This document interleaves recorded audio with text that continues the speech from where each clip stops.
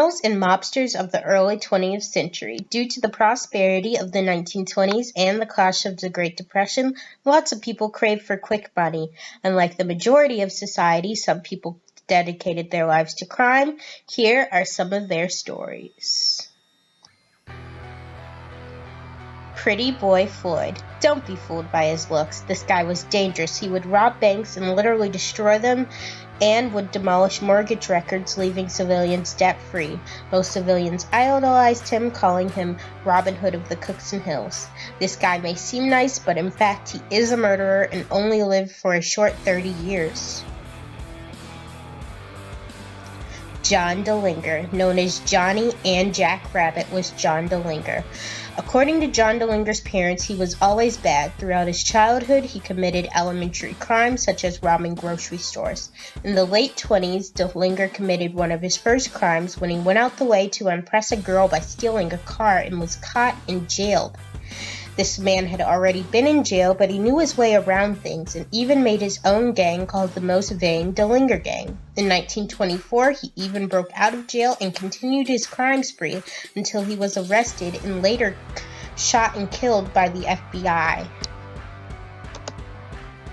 Next, we have George R. Kelly, aka Machine Gun Kelly. You guessed it, then George Kelly acquired his name from his favorite weapon, the Thompson submachine gun. Kelly began his infamous career as a bootlegger and a kidnapper, and after spending a few months in jail, he met other bank robbers. Kelly's wife, Catherine Thorne, also did the dirty work in robbing banks. The two even kidnapped a wealthy oil tycoon, holding him for ransom. This crime left him with life in prison until he died in 1954. Like many other famous criminals, his name has lived on, and Colson Baker, a rapper, has even taken on his stage name as Machine Gun Kelly. Certainly not least, we have the Al Capone. This Italian mobster was known by the FBI as Scarface, and he was also a co-founder of the organized crime group called the Chicago Outfit, aka the Chicago Mob. In most cases, Al Capone would hire a hitman to shoot and kill enemies. The most notorious stunt was the St. Valentine's Day massacre that left 7 rivals dead.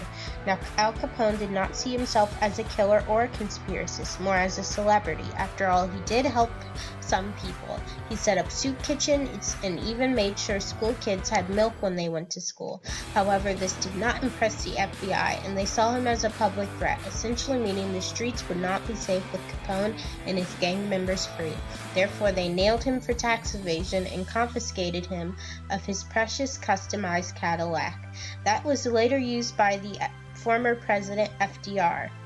Even though Capone is dead, he still has a love-hate relationship with the press, to which there are loads of movies and documentaries based off of him. A good example of this would be Godfather, which is a huge movie about the mob, and The Untouchables. A more recent example would be Mr. Big from Disney's Zootopia.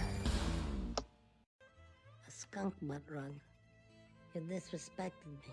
You disrespected my grandmama, who I buried in that skunk butt rug.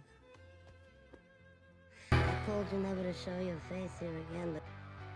As noted, Capone's beloved Italian accent has lived on as a stereotype and an example for gangsters. As you can see, these gangsters did more than just heat up their time period, but also made the media more entertaining as a whole and inspired different people.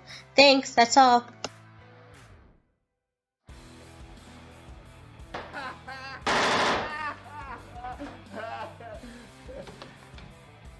Keep the change, you filthy animal.